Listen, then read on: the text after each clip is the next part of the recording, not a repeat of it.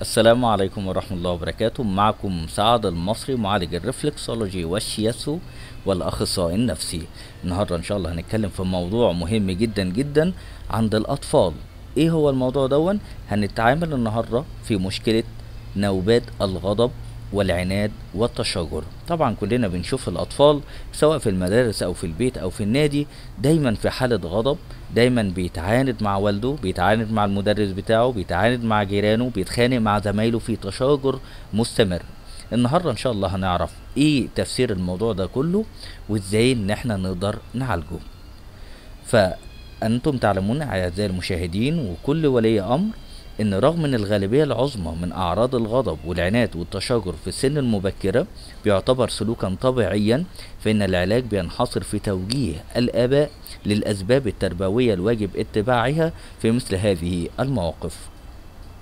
طبعا ده بيكون على اساس فهم سيكولوجية الطفل واساليب اشباع حاجاته النفسية للحب والامن والطمأنينة والتقدير واثبات الذات. ولذلك يجب أن توجه عناية خاصة عندما تستمر هذه الأعراض كأساليب سلوكية إذا ما تجاوز سن الطفل اللي هي الطفولة الأولى، أي بعد الخامسة أو السادسة. ودلوقتي هنتكلم كيف يبدأ العلاج.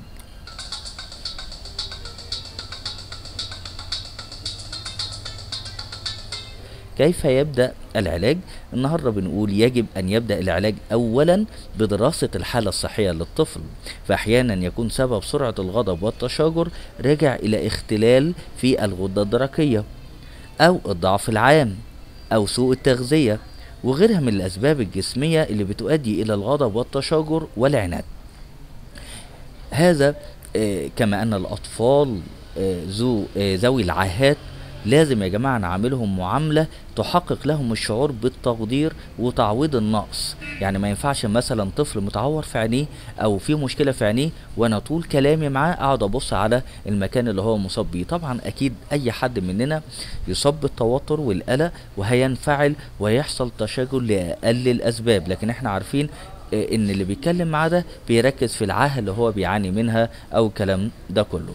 فطبعا كل ده بيعمل سرعه الغضب وبيحصل سرعه في التشاجر وبيعمل مشكله كبيره جدا. فاحنا لازم ان انا اتعامل معاه بحيث ان انا اعوض النقص اللي هو بيعاني منه، خصوصا اذا كانت البيئه بتعاملهم بالعطف الزايد او تهتم بيهم من نقص.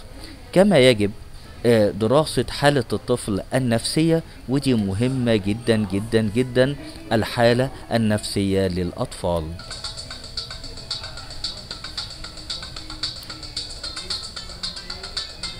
ده هيكون ازاي؟ عن طريق دراسة علاقته بالأسرة وأسلوب التربية الذي يعامل به سواء كان في المنزل أو في المدرسة.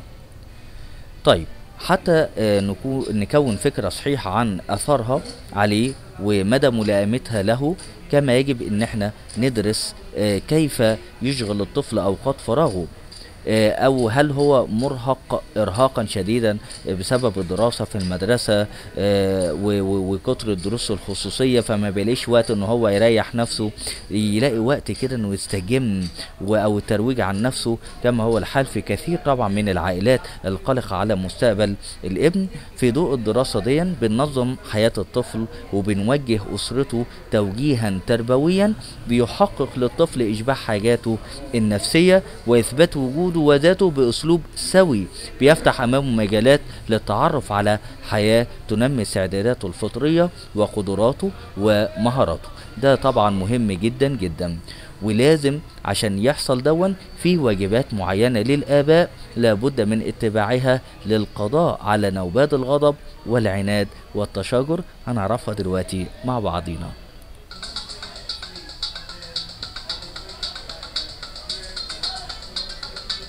أول نقطة بنتكلم فيها، يجب على الآباء الإقلال كلما أمكن من التدخل في أعمال الأطفال وحركاتهم حتى لا يشعروا بكابوس الكبار ويثوروا غضبا أو يلجأوا إلى الفساد، وحتى لا يلجأوا إلى استعمال نفس أساليب الآباء مع إخوتهم وأخواتهم من الأطفال فيتشاجروا.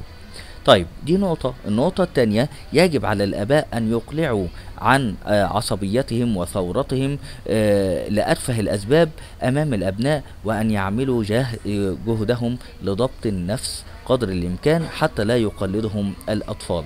فعشان كده دايما نقول لكل أب وكل أم، راقب سلوكك انت بتعمل ايه، خد بالك عشان ابنك هيقلدك، فلازم تاخد بالك، ما تكذبش قدامه، ما تحاولش تنفعل، ما تحاولش انك انت تتلفظ بألفاظ غير لائقة في البيت.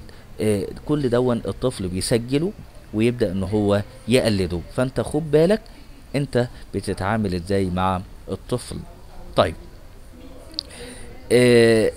تالت نقطة، لا يجوز أن نعبث بممتلكات الطفل أو نسمح لغيره من الأطفال بذلك، كما لا يجوز أن نحرمه منها لمجرد غضبنا منه لسبب ما، وفي نفس الوقت ألا نظهر أمامه الضعف أو التراخي أو الإهمال أو الشدة من أحد الأبوين والليونة أو التدليل من الآخر.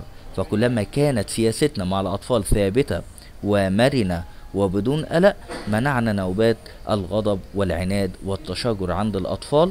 وفي نفس الوقت لا يجوز أن نجيب الطفل لرغباته لمجرد صراخه أو غضبه أو عناده. كل دون هو بيعرف انت بتيجي ازاي. طب انا هصرخ بقى عشان تنفذ اللي انا عايزه، طب انا هتمرمغ في الارض وهعيط وهصور عشان تنفذ اللي انا عايزه.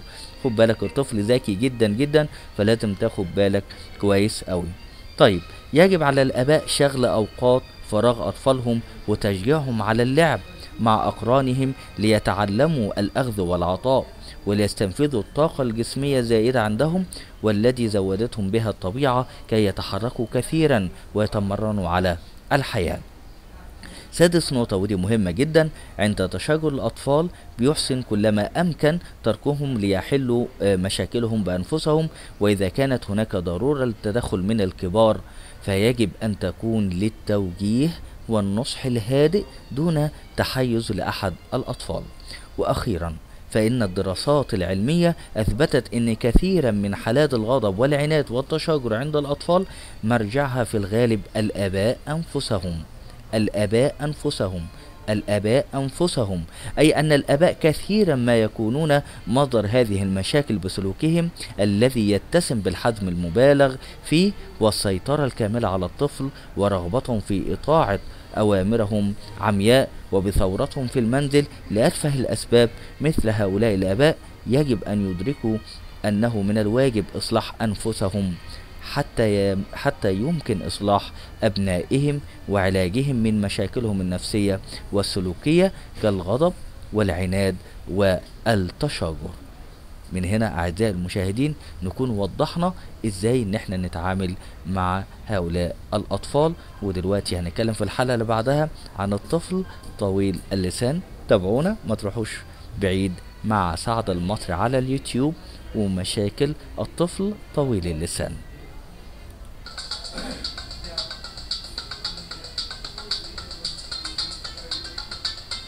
للتواصل معايا رجاء الاتصال على 012 36 90 535 أو عن طريق الإيميل سعد_الأستاذ online @yahoo.com. والسلام عليكم ورحمة الله وبركاته.